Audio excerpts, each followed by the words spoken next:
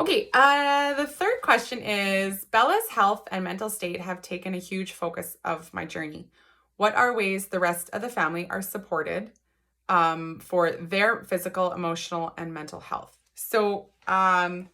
Supporting my mental health has been the main focus for me since returning home from hospital. My daughter and I have spent over 800 days in hospital together for her medical needs. And my family doctor got me in touch with a mental health nurse, and I did talk therapy with her, and I found that so valuable. So if you can find someone to do talk therapy with, it is a huge valuable resource for mental health for myself and my husband for sure. That led in, I received many tools from that, but I also, I got to a point where I also wanted and needed medication to help with anxiety and panic attacks, and my family doctor helped me with that as well. As for my physical health, I really started saying I need to, part of taking my time for myself, like the previous question I talked about, was forcing myself to have some sort of physical activity meant for me in a day, at least 30 minutes in a day, where I either go for a run or I do a weightlifting workout, or I just get outside for a walk, or I get on my treadmill for a walk if it's like -40 because I live in Canada.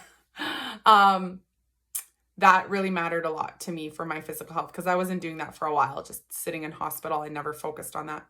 So when I'm at home, I really try to focus on that for my physical health. Emotional health, my husband and I really help each other with that. Sometimes it can just be emotionally and mentally draining to live this medical life and be on the wait list, waiting for my daughter to receive her life-saving bowel transplant. And really just having those specific talks with my husband, being able to share my deepest fears or my biggest questions with him, and him able, just that back and forth with him and I, or with my mental health nurse, or with my family doctor, has been huge for both of us. I also value having a real good relationship with your pharmacist. I have a really good relationship with our pharmacist. He is a pharmacist for my whole family, especially my daughter and myself, and sometimes can answer the trickiest of questions that I bring to my doctor. So I love that. I have a good relationship with my pharmacist and my family doctor. And of course, all of my daughter's pediatricians.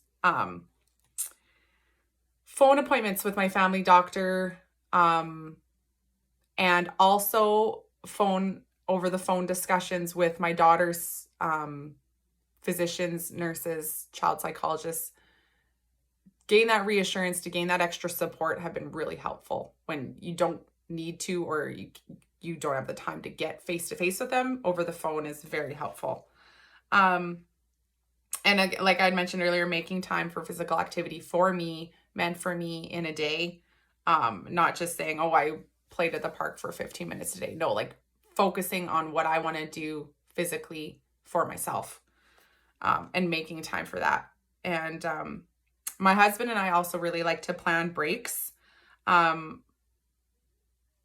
know that sounds kind of cliche, but when we talk about planning breaks together, it's where we discuss, okay, like, you need a break because you're at a level of stress that is just too high, or you feel like it's getting there. So we'll say to each other, okay, I need a break because I'm at an 8 or I'm at a 9.5. I really need a break. And then we'll know what kind of break each one of us needs at that time, and we can take over what needs to be taken over so the other person can get that minute to just come back down to a level 2 or a level 1. But planning it out and having a plan for those times is better than just like freaking out in the moment.